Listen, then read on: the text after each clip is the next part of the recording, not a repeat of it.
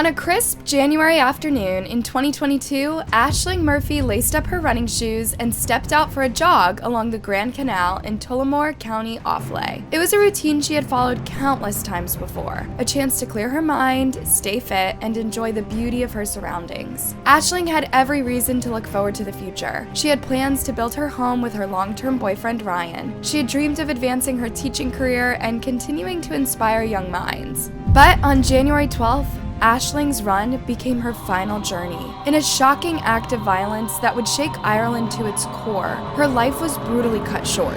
Ashling, who had spent her day nurturing and educating children, who had music lessons planned for the evening, who had a loving family waiting for her at home, would never return. 12th January 2022, shortly after 4 p.m, Gardaí from Tullamore Garda Station attended to an incident at the Grand Canal Way at Cappancor in Tullamore, following a call from a member of the public.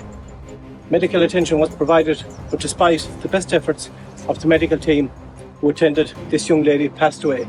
The randomness and brutality of the attack sent shockwaves through the community, the country, and beyond. The case ignited a firestorm of public outrage and grief, sparking intense discussions about women's safety and the pervasive threat of male violence against women. Why is this happening over and over again? Why was Ireland's president at Ashling's funeral? And what really happened that afternoon? This is the dark story of Ashling Murphy. Ireland is a country that has undergone significant cultural changes. It has become more progressive with advancements in women's rights, LGBTQ+ equality, and growing a multicultural society. However, like many countries, it still grapples with issues of gender inequality and violence against women. Ashling was born on July 6, 1998. She grew up near Blue Ball, a small village about 6 miles southwest of Tullamore. Tullamore is a small but lively hub in the heart of Ireland, known for its rich history, including the famous Tullamore DEW whiskey distillery. Ashling was a vibrant, intelligent and highly motivated young woman who embodied so many great traits and qualities of the Irish people and its communities. Her life had a huge impact on so many of those around her, and she was the epitome of a perfect role model for every little girl to look up to and strive to be. From a young age, Ashling showed a deep love for music and education. She was a gifted musician playing traditional Irish instruments like the fiddle and the tin whistle. Her father, Raymond, was also a musician, and music became a cherished bond between them. Ashling's abilities were not just a hobby. They were an integral part of her identity and her connection to Irish culture.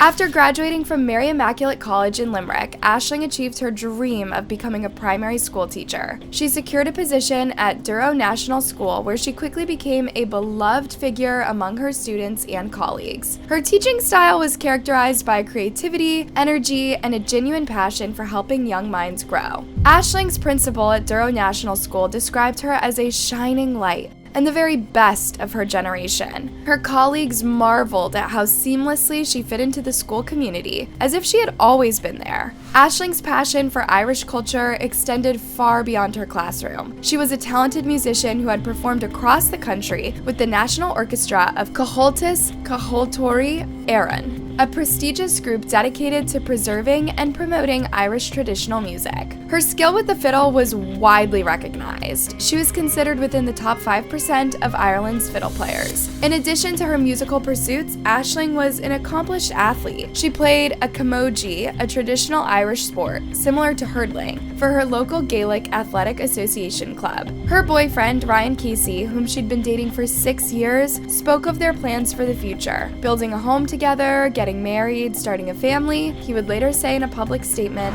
"She was not only an integral part of our family, but she was also a huge shining light in our community, a community in which, year in, year out, she gave back to as best she could." On a Wednesday afternoon, on January 12, 2022, 23-year-old Ashling finished her day of teaching and decided to go for a run along the Grand Canal in Kilminnicker, just outside of Tullamore. This was a popular spot for joggers and walkers, considered safe and well-trafficked. Ashling, like many women, was likely aware of the potential dangers of exercising alone, but in broad daylight on a familiar path, she should have been safe.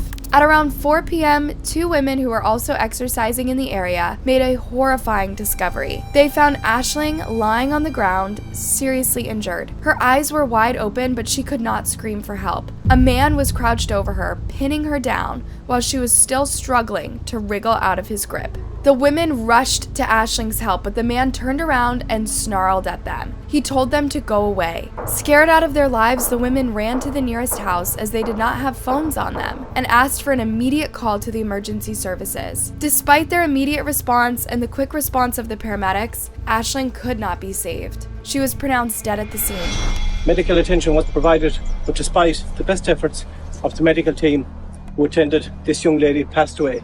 The details of the attack were shocking. Ashling had been strangled and stabbed multiple times. Evidence suggested that she had fought bravely against her attacker, using her keys as a makeshift weapon. The medical examiner would later confirm that Ashling had suffered 11 stab wounds, mostly to the right side of her neck, with her voice box severed. This is why she could not call for help. According to reports, the police were alerted to the incident shortly after 4 p.m. Officers from Tullamore Garda Station quickly arrived at the scene, followed by paramedics and other emergency personnel. The area around the Grand Canal was immediately cornered off as a crime scene. Forensic investigators were dispatched to collect evidence while detectives began interviewing potential witnesses. The Garda Technical Bureau, a specialized unit equipped to handle complex crime scenes, was also called in to assist with the investigation. 12th January 2022, shortly after 4 p.m, Gardaí from Tullamore Garda Station attended to an incident at the Grand Canal Way at Cappencur in Tullamore, following a call from a member of the public.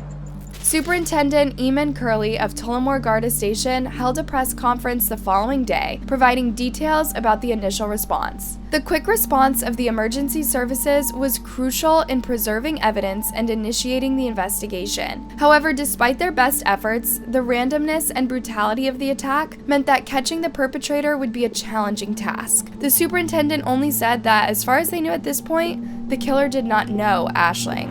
At this stage, there was no information that the victim and her killer were known to each other. From inquiries we've carried out, we believe this crime was committed by one male who acted alone. We're appealing for witnesses who may have seen any person who is behaving unusual in that area. Any information you have, however insignificant you think it may be, we need to hear from you. The news of Ashling's murder sent shockwaves through Tullamore and across Ireland. The Garda launched a full-scale murder investigation, appealing to the public for any information that could help identify the killer. Tullamore and the wider area is this evening numb with shock and grief. Throughout the day in Tullamore, there has been just one topic of conversation. In the close-knit tapestry of communities in and around Tullamore, people have been remembering Ashling Murphy. The sense of shock is particularly acute for young women in the area, many of them regular users of the waterside amenities here. As the investigation unfolded, the public's reaction was one of profound grief and anger. Vigils were not just held in Tullamore, but across Ireland and even internationally. Thousands of people attended these gatherings, lighting candles and leaving flowers in memory of Ashling. The message was clear. This senseless act of violence against a young woman going about her daily life was unacceptable, and society needed to change. The case received extensive media coverage, both in Ireland and abroad. It reignited discussions about women's safety and the pervasive threat of male violence against women. Many women shared their own experiences of feeling unsafe in public spaces, even when taking precautions, like running during daylight hours or in populated areas. Young people like us think you're not really safe anywhere. I have two little girls and we bring them walking along that canal, but I second guess it now.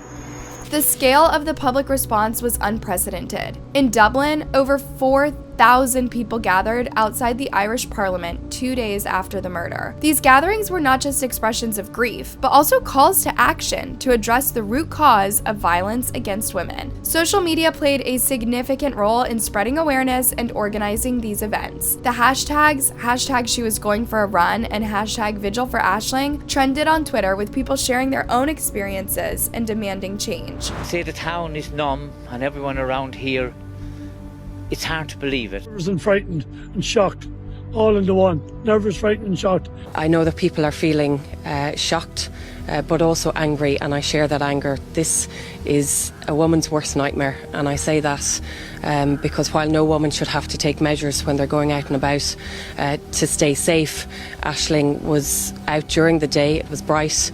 There was a lot of people about, and she was in an area that local people felt was always safe, and yet this has happened to her. It is every woman's worst nightmare. It is every family's worst nightmare, and so everything will be done to ensure that the Gardaí have the support that they need. Thousands of people gathered to honor Ashling and call for a change. Prime Minister Michael Martin made public statements on the case. He also explained that the murder of Ashling Murphy is a shocking example of the dangers posed to women, and that there is an urgent need for Ireland to do more to tackle domestic, sexual, and gender-based violence. The murder of Ashling Murphy had become a catalyst for a national reckoning on gender-based violence. It forced a society to confront uncomfortable truths about the safety of women in public spaces and the persistence of misogynistic attitudes that would allow such tragedies to happen.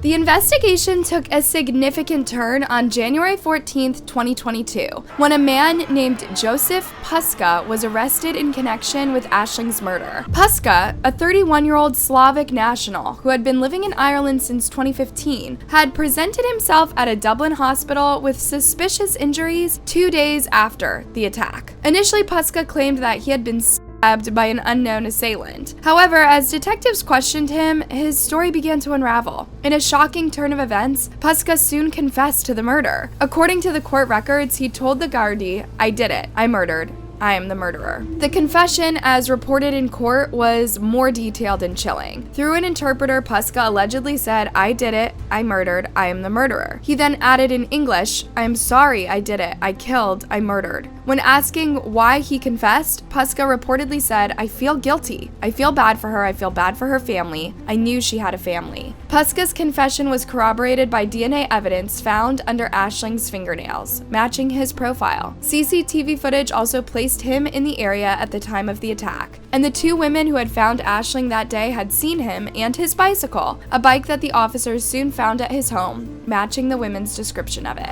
Now, we understand they have seized that bike, but it's crucial to the investigation, they say, and they want to know about the movements of that bike, not just yesterday, but in the preceding few days. They also want to know if anybody owned it or if it had been stolen, and where it has been over the last couple of days. Yeah, this guy went on a casual cycle that day, and at one point, he decided to take an innocent life. Despite his initial confession, Puska later pleaded not guilty when formally charged, claiming he had no memory of admitting to the crime.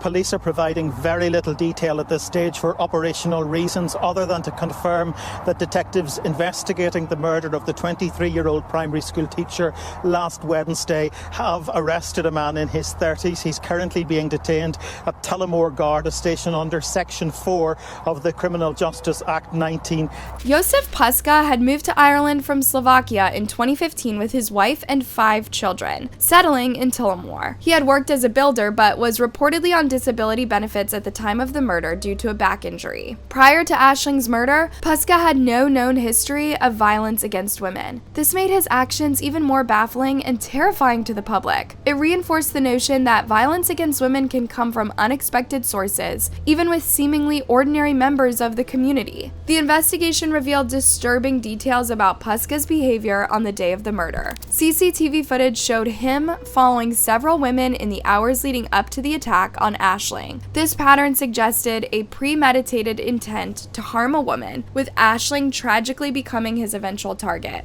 Despite extensive investigation, no clear motive for the murder was ever established. This lack of explanation only added to the sense of senselessness surrounding Ashling's death. It highlighted the random nature of such attacks and the constant state of vulnerability that many women feel in public spaces. The absence of a clear motive also sparked discussions about the nature of misogynistic violence. Some experts pointed out that the very randomness of the attack was itself a form of misogyny, the idea that any woman could be a target simply for existing in a public space.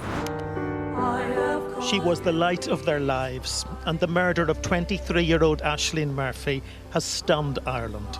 Yeah, the President and Prime Minister of Ireland came to Ashling's funeral. Her case reached an unprecedented size in Ireland's modern history. Clearly, many people wanted Puska to pay for this.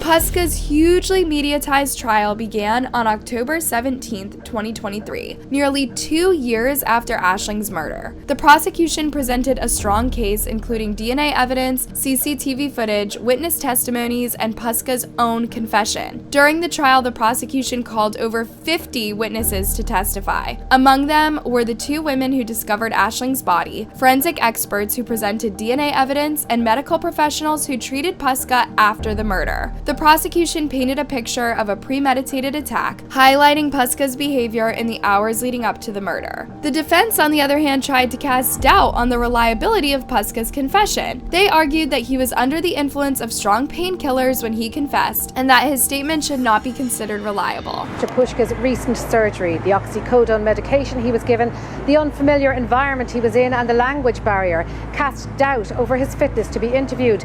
He said he would have expected medical practitioners to have been consulted before Gardaí spoke to Mr. Puska, and for Mr. Puska to have been checked for signs of subtle delirium or confusion.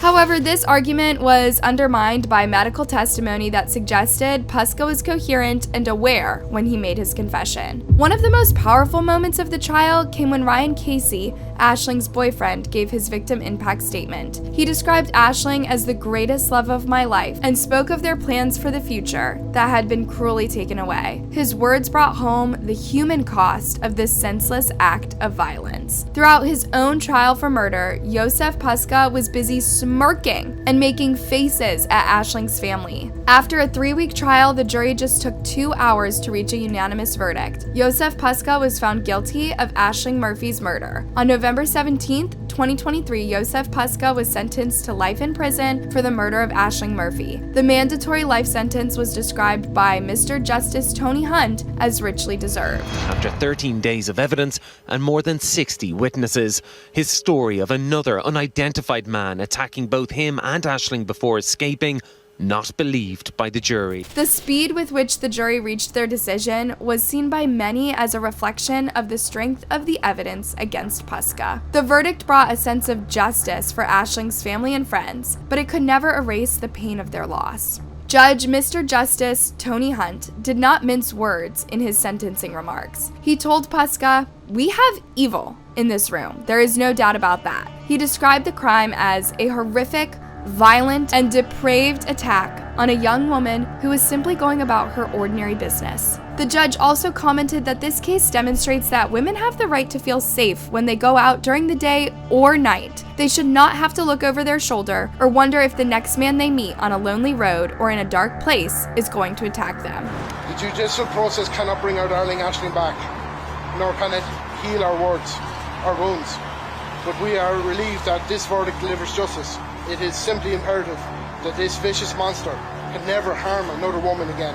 After the jury left the courtroom, there was a loud applause from the Murphy family and from many others in court. Ashling's mother, Kathleen, held up her daughter's photo to the jurors, and some of them were in tears. Ashling Murphy's murder, while shocking in its brutality, is sadly not an isolated incident. It's part of a global pattern of violence against women rooted in misogynistic attitudes and societal structures that often minimize or excuse such behavior. Misogyny, the hatred or contempt for women and girls, manifests in various ways in society. It can range from subtle forms of discrimination to extreme acts of violence. The mindset that allows someone to view women as objects or targets rather than equal human beings is at the core of many violent crimes against women. In Ashling's case, the seemingly random nature of the attack highlights a terrifying reality that women can be targeted simply for existing in public spaces. This fear is something many women live with daily. This itself should be a crime. It's a stark reminder that for many, the simple act of jogging, walking home, or existing in public spaces comes with an underlying current of vulnerability and hypervigilance. Politicians, celebrities, and ordinary citizens alike raised their voices in a unified call for action. The message was clear: enough is enough. Ashling's death had become a catalyst for a long overdue national conversation about women's safety and the pervasive threat of gender-based violence. The case of Ashling Murphy has had a profound impact on Irish society. It has sparked important conversations about women's safety, the prevalence of gender-based violence, and the need for systemic changes to protect vulnerable members of our society. In the wake of the tragedy, various initiatives have been launched to honor Ashling's memory and work towards preventing similar incidents in the future. The Ashling Murphy Trust was established by her family to support causes that were close to Ashling's heart, including music education and women's safety programs. The Irish government has also taken steps to address the issues highlighted by this case. There have been calls for improved lighting and CCTV coverage in public spaces, as well as enhanced education programs in schools to promote respect and equality.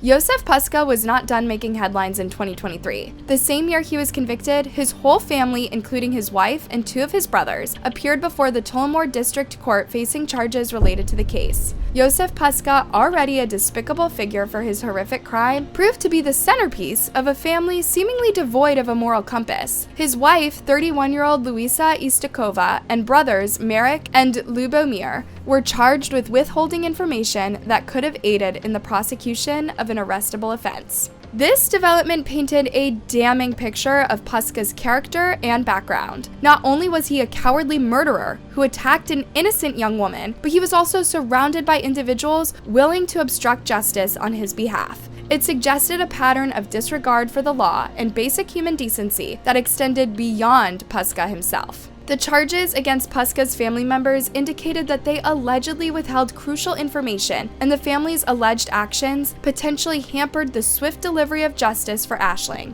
Puska, already revealed as a brutal killer, now emerged as a deadbeat lowlife who not only took an innocent life, but also dragged his family into his web of criminality. His actions devastated not only Ashling's family and community, but also brought shame and legal trouble to his own relatives. This new information served to deepen the public's disgust with Puska. Here was a man who had moved to Ireland ostensibly for a better life, only to commit a heinous crime and then potentially coerce or convince his family to cover for him. It spoke volumes about his character, or lack thereof, and the toxic influence he had on those around him.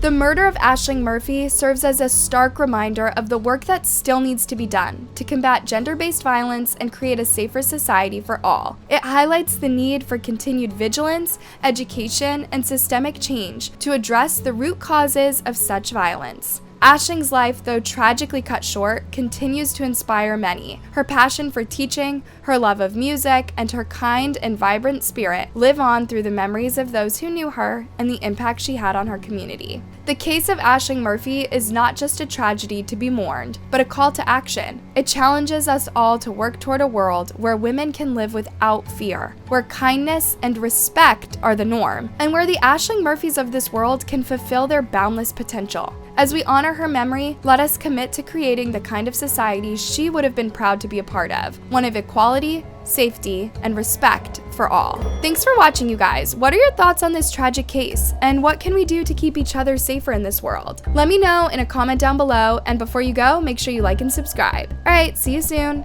Stay safe.